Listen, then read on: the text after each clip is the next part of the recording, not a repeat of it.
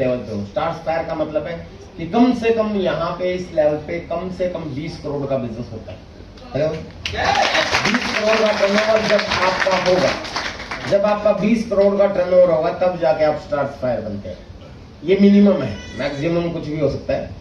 आज मुझे गर्व है कि लगभग 23 साल से मैं आरसीएम में अपनी सेवाएं दे रहा हूं और सीख रहा हूं और आरसीएम का आनंद ले रहा हूं।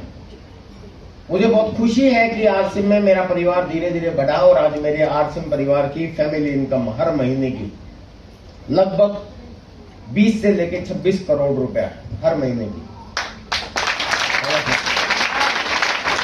अब जो नए साथी उनको शायद समझ में नहीं आया होगा कि यार ये फैमिली इनकम 20 से लेके 26 करोड़। अभी तक तो कुछ लोग आए थे और वो भी हर महीने की। अभी तो कहते मेरी सारी जिंदगी की इनकम 1 करोड़ हो गई, कोई कहता था 90 लाख हो गई, कोई कह रहा था इतने लाख हो गई।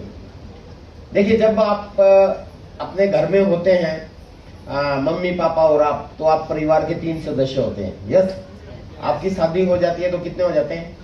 4 हो जाते हैं। एक बच्चा हो गया तो कितने हो गए? तो आपका परिवार बढ़ रहा है ना। कि किसी तरीके से आरसीएम में जब आपकी ज्वाइनिंग होती है और आपको ये कॉन्सेप्ट समझ में आता है तो आप किसी की ज्वाइनिंग करवाते हो तो आपके परिवार का सदस्य हो गया। यस नो, आपके आरसीएम परिवार का सदस्य होगा। वो भी जो कमाता है, वो मैंने आपको कमाई बताई कि पिछले 23-24 साल से मैं अपने आरसीएम परिवार को बढ़ाता जा रहा हूँ। पूरे हिंदुस्तान की विजिट करता हूँ, जैसा सर बोल रहे थे कि मेरी पूरे हिंदुस्तान में सबसे ज्यादा मीटिंग्स होती हैं। ऐसा लोग मानते हैं, वैसे ऐसा नहीं है, बहुत लोग मीटिंग्स देते हैं, पर मैं पूरे हिंदुस्तान में लगातार काम कर रहा हूँ पिछले 23 साल से और मेरा परिवार धीरे धीरे बढ़ रहा है। और मेरे परिवार के बीच में जो भी मेरे साथ इस सिस्टम में आए इस 23 साल में, वो लोग पहले भी चाय पीते थे, पहले भी नमक खाते थे, पहले भी नमकीन खाते थे, पहले भी बिस्किट खाते थे, पहले भी कपड़े पहनते थे, पहले भी नहाते धोते थे। हेलो, बस अंतर ये आया कि वो आरसीएम परिवार में शामिल हो गए तो उनकी कमाई की आधी पैसा, मतलब उनकी कमाई का आधा पैसा बिचौलियों में जाता था, जो मार्केटिंग प्लान में आपने देखा। यस और नो?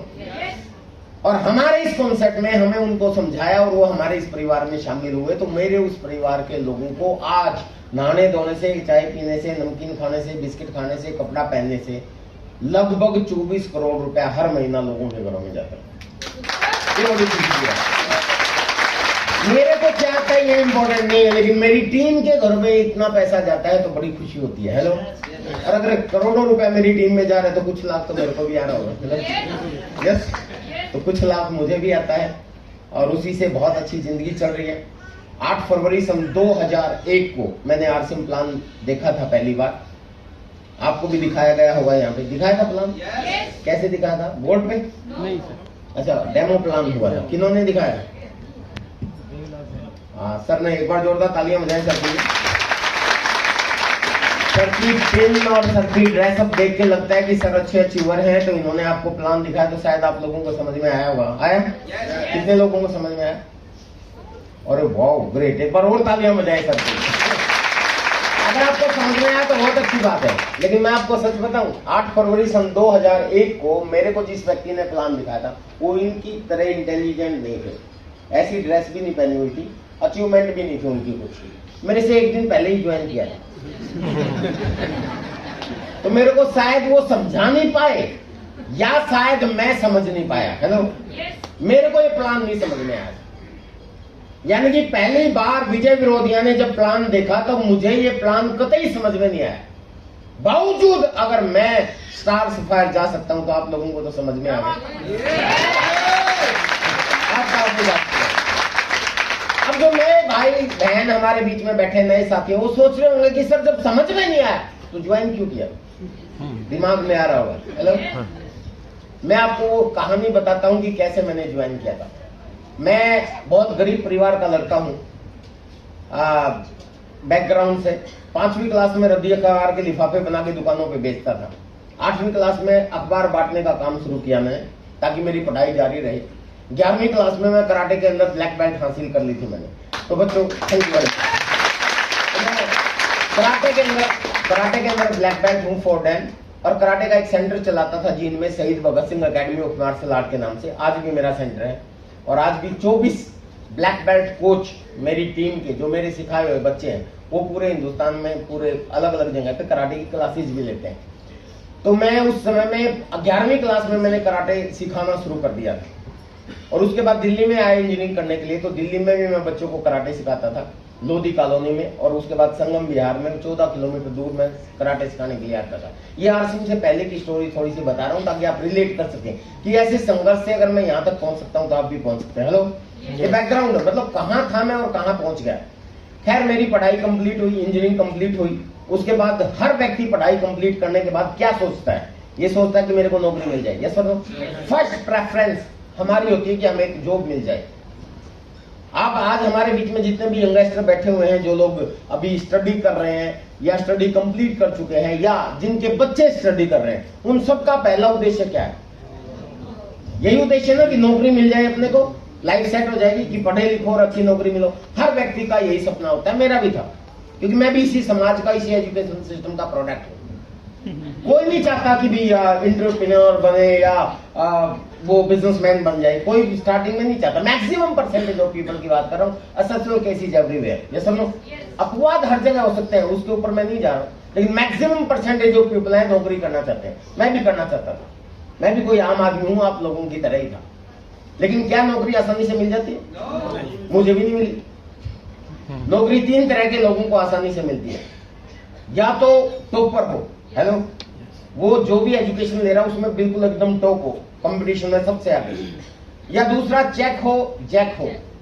चेक का मतलब है रिश्वत देने के लिए पैसा हो, और जैक का मतलब सिफारिश हो बढ़िया वाली, हेलो। और इन तीनों में से मेरे पास कोई सी भी क्वालिफिकेशन नहीं थी। ना तो मैं टॉपर था, एवरेज स्टूडेंट था, काम के साथ साथ पढ़ाई की थी। ना मेरे पास चेक था, मतलब रिश्वत देने के लिए पैसा था, और ना ही मेरे पास चेक था।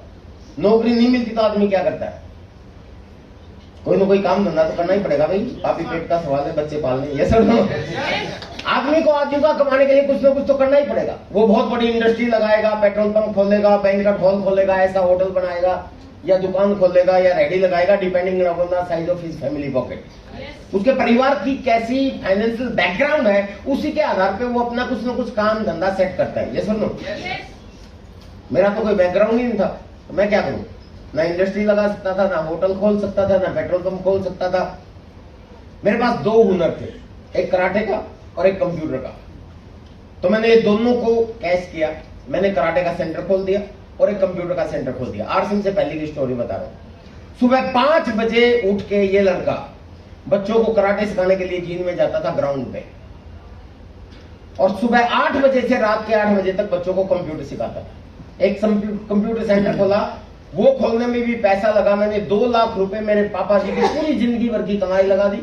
2 लाख रुपए मैंने कर्ज लिया और एक पार्टनर ढूंढा, पार्टनरशिप में भी किया, उसमें भी मैं अकेला ओनर नहीं था। तब जाके मेरी जिंदगी चलने लगी, जैसे मैक्सिमम लोगों की चल रही है। काट रहा था मैं भी जिंदगी। We are not living our life, we are just cutting our life. Hello, देखा जाए तो हम जिंदगी काटते ही है। और मुकेश कोठारी जी एक बहुत अच्छी बात बोलते हैं, बोले जी क्या करता था मैं? बस सुबह टिफिन लेके जाता था, खाली करके वापस आ जाता था। हेलो, गधे वाली जिंदगी थी, ऐसे ही चलती है। मतलब जिंदगी में कोई चेंज नहीं, वही गया गए, वही ड्यूटी करके वापस आ गए। हेलो, सारी जिंदगी ऐसे ही चली जाती है। कोई टीचर है तो वही गया, उन्हीं बच्चों को पढ़ाना, वापस आ गए, सो जाना, अगले दिन जाके फिर पढ़ाना है, फिर सो जाना है। हेलो, यही तो काम करता है। जिंदगी में कोई एक्साइटमेंट नहीं, कोई चेंज नहीं, कोई घूमना फिरना नहीं, कोई आजादी नहीं, कोई बदलाव नहीं। सारी जिंदगी yes sir, yes sir, yes sir. हर बॉस का एक बॉस होता है। Yes sir, no? ऐसे ही होता कि नहीं होता? अपना कोई बॉस नहीं है। हेलो, आज की बात कर रहा हूं। तो मेरे को भी ऐसा लग रहा था कि यार ये गधे वाली जिंदगी ऐसे ही, सुबह जाओ कराटे सिखाओ, रात तक ऐसे ही। 8 फरवरी सन 2001 मेरी जिंदगी में सर एक शख्सियत आई। देखिए, कहा जाता है कि जब आपकी नीयत अच्छी हो, आपके सपने अच्छे हो, तो जो ऊपर वाला है ना, वो आपकी जिंदगी में किसी को भेजता है। हेलो, कहा जाता है खुदा खुद आगे किसी को नहीं देता, वो किसी न किसी को माध्यम बनाता है। जान ली इस चीज को? ये रियलिटी है, वो कभी भी खुद नहीं आता। आप कितने ही अच्छे हो, कितने बड़े बड़े सपने हो, ऊपर वाला कभी खुद नहीं आएगा, वो किसी न किसी को भेजेगा। मेरी जिंदगी में एक व्यक्ति को भेजा, उसने कहा कि जिंदगी में कुछ करना चाहते हो, कुछ सपने हैं? मैंने कहा है।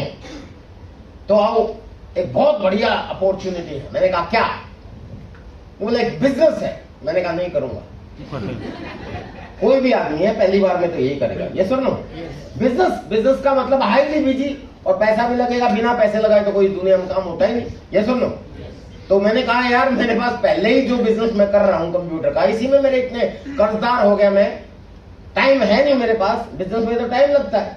नहीं नहीं, ये इतना अच्छा बिजनेस है कि इसमें कोई पैसा नहीं लगेगा, कोई टाइम नहीं लगेगा, पार्ट टाइम कर सकते हो। मैंने कहा यार ऐसा क्या चीज हो सकती, क्यूरियोसिटी थी दिमाग में, जिज्ञासा थी। फिर भी जिस दोस्त ने मुझे बोला था, मैंने सोचा चलो यार इसका मन रख लेते हैं, सुन लेते हैं एक बार। रात के 8 बजे अपना कंप्यूटर सेंटर बंद करने के बाद इस प्लान को देखने के लिए मैं चला गया जींद में एक एसटीडी पीसीओ के ऊपर। जींद में एक व्यक्ति एसटीडी पीसीओ चलाता था, उस आदमी ने मेरे को ले जाके और उसके सामने बिठा दिया कि सर इनको प्लान दिखाओ। और उस व्यक्ति ने मेरे को प्लान दिखाया, और मैं आपको बता ही चुका आपको कि उन्होंने जो प्लान दिखाया तो मेरे को कतई समझ में नहीं आया। क्यों नहीं समझ में आया? 2 कारण थे, बताया था ना मैंने। क्या कारण थे?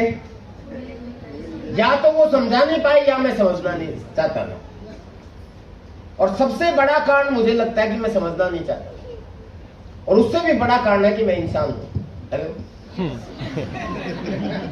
अब ये जो मैंने सेंटेंस बोल दिया ना, ये बड़ा अजीब सा सेंटेंस है, पर इसको समझिए, ये आपके काम आएगा। ईमानदारी से बताइए, आज आपको ये प्लान समझ में आ गया। इतना अच्छा सिस्टम है, बिना पैसे लगाए होता है। ये सुनो, आपके स्वास्थ्य का ख्याल रखता है, आपको कुछ नया नहीं करना, वही चीजें हैं जो पहले करते थे। बातें करनी है, प्रोडक्ट यूज करना है। ये सुनो, स्वास्थ्यवर्धक प्रोडक्ट मिलते हैं, ओरिजिनल प्रोडक्ट मिलते हैं, आपके स्वास्थ्य का ख्याल रखा जाता है। 10 से लेके 20% आपको डिस्काउंट मिलता है, 2 से लेके 45% आपके अकाउंट में भी वापस आता है। हर 6 महीने के बाद आपको फ्री प्रोडक्ट आता है। उसके बाद जिंदगी बदलने वाला एक सिस्टम आपको मिलता है, जहां पे आप अगर इसको शुरू कर दिया तो आपकी जिंदगी एकदम एक 180 के कोण से बदल सकती है। ये सुनो, इतनी अच्छी अपॉर्चुनिटी है, नुकसान कुछ नहीं है। फिर भी ईमानदारी से बताइए, ये सारी चीज समझने के बाद जब आप इंसानों के पास जाते हो प्लान दिखाने के लिए, क्या लोगों को समझ में आ जाता है आसानी से? नहीं आता ना? क्यों क्यों नहीं आता? यस, क्योंकि आप इंसानों को प्लान दिखाते हो। अब आप सोच रहे हो तो क्या सर गधों को प्लान दिखाता? नहीं नहीं, इसको समझने की कोशिश करना जो मैं बता रहा हूं।